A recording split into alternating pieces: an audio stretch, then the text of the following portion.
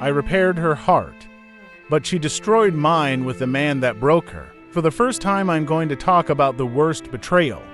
I've been back in my university days to years ago, post C***vid. I 22 meters was drowning in loneliness, between the pressures of school and personal family issues. I was spiraling into depression. That's when Fiona to 5F walked into my life, with her mesmerizing looks, and a body that could make anyone's head turn. She was hard to ignore.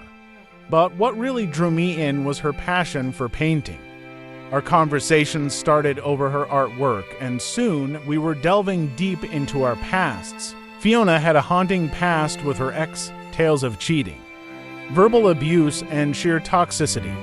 Every story she shared made me wonder how someone could treat such a gem so poorly. I made it my mission to show her the love she deserved. She confided in me about her Muslim beliefs and how she felt dirty for being intimate with her ex. She wanted to wait until marriage with me, and I respected that. I was so smitten. I even started saving up to meet her parents and discuss our future. Fast forward a year. Fiona and I had built something truly special. Our relationship wasn't just based on attraction or shared interests. It was rooted in trust and transparency.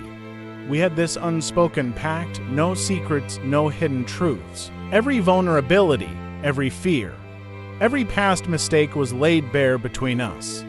It was this foundation that made what came next so jarring.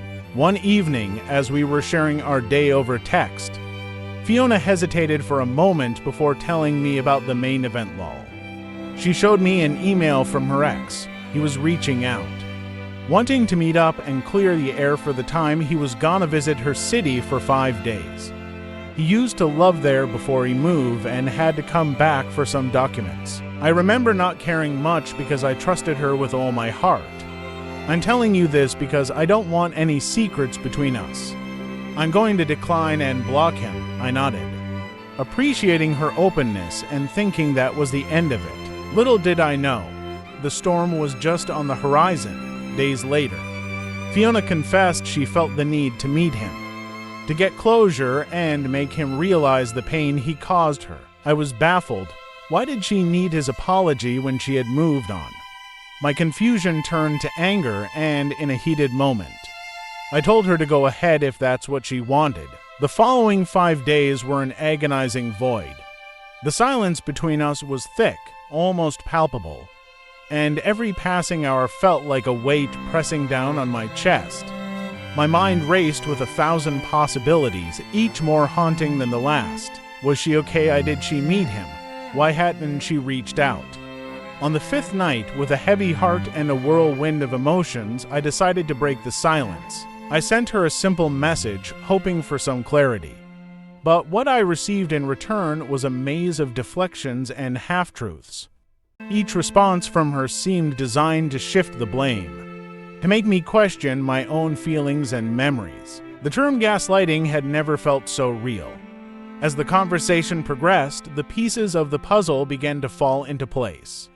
Each revelation more heart-wrenching than the last. She had met him. Not only that, but she had offered him a place to stay, in the very apartment I had spent days helping her find and set up.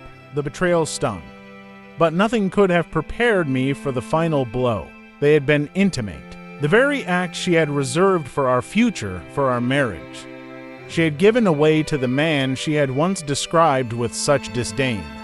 He stained me, and I wish I never had **X with him, she used to say. The realization hit me like a tidal wave.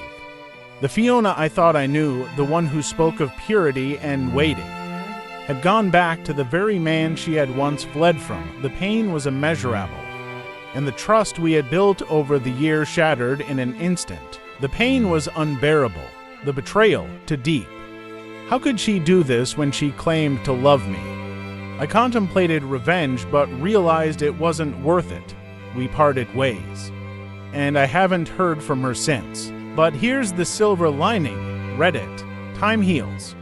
And I've found love again with a beautiful soul who's shown me what true love really is. Story number 2. My ex-wife had 3 affairs and was banned from 30 Walmarts for theft. My ex-wife had 3 affairs and was banned from 30 Walmarts for theft. The following is a true story. My ex-wife and I were married in the summer of 2013. We dated 2 years and then engaged 1. I was 30 and she was 25, I believe. I knew she wasn't right for me, but I was hurting from a bad breakup and she was fun. She was wild, outgoing, drank too much, went to clubs, did drugs.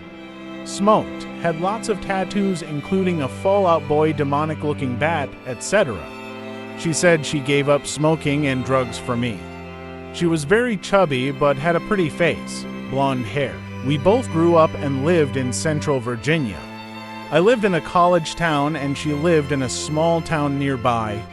Her family had a history of mental illness, depression, *D, anger, certifiable crazy, etc.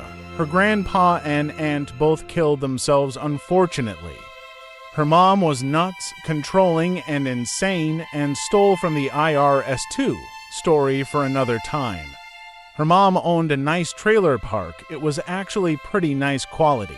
Richer clients and all, mostly retired. And her dad lived next door on a farm. They were divorced but still neighbors, sick I know. She cheated on me several times, but I always forgave her. BC the S*X was good. I was a virgin at the time and she gave great BJs. I waited until marriage for real S*X, but ended up getting drunk and seduced while engaged. Some may call that RIDK. Anyways, once she told me she was going to a family vacation for 2 weeks to the Grand Canyon. Wrong. She went to jail for shoplifting. Worst part was she stole from Walmart and I worked there and could have gotten fired if they knew we were together. She begged me for another chance and like a fool I gave it to her. She cried and I gave in. We got married and were separated less than 6 months later. She had cheated several times, including 3 different men, pretended her one friend was gay, snuck out in the middle of the night, and went to another man's New Year's party with him while I worked. Her friends told me about the cheating later. She would constantly steal, hide the dog food under the cart, say it's their job to check it. I once told on her, said, "Honey, don't forget the dog food under there." And she got mad and yelled at me in the parking lot. She yelled at me for her stealing. Worst part was she got banned from Walmart for shoplifting too much. She dyed her hair red thinking no one would recognize her without her blonde hair. Wrong. It's a small town and you're still a loud big girl. Haha. Then we had to go to the next town over to go shopping. Then she got banned from that one, then the next. Finally, she told me she was banned from 30 different Walmarts. This was before they shared a lot of information and photos, so she's been banned from most of them individually one by one. She told me this after we were married, but by then I was stuck with her. Luckily, I didn't work there anymore. I got a job at Wells Fargo call center a city over, but I was so embarrassed they all knew me. We finally separated, but I was determined to do the right thing and save my marriage. I saw a text from a guy. She said he was just a friend and that they smoked together. Back to smoking it seems. He called her soulmate. Friends, huh? We argued and she got mad. I went through her phone. 3 days later she moved in with him and they had a 1-year affair the entire separation. She was only separated for 3 days and already moved in with another man. Wow. A year later we get divorced. I'm doing much better. I graduated from community college, started my own photography business, was in great shape, etc. Even met a nice girl, but we took things slowly. Her and her soulmate broke up OFC. Then her next BF cheated on her and her next, etc. She now weighed close to 300 pounds. Her next BF hit her and ended her dog, unfortunately. I was very sad by this. He was a good dog and didn't deserve that, and for a little bit he was my dog too. But she said she wanted bad boys, and boy did she get them. Karma. I don't condone what they did, but dang, be careful what you wish for. Now my business is flourishing. My girl is nice and kind. And I bought a convertible and invested and made a lot of money on AMC a few years ago, too. The best revenge is to be happy and successful. That's my story. Hope you find it entertaining or it helps someone to learn from my mistakes. Be careful with whom you date and marry, and you can't save them. Find someone better. Thanks for reading.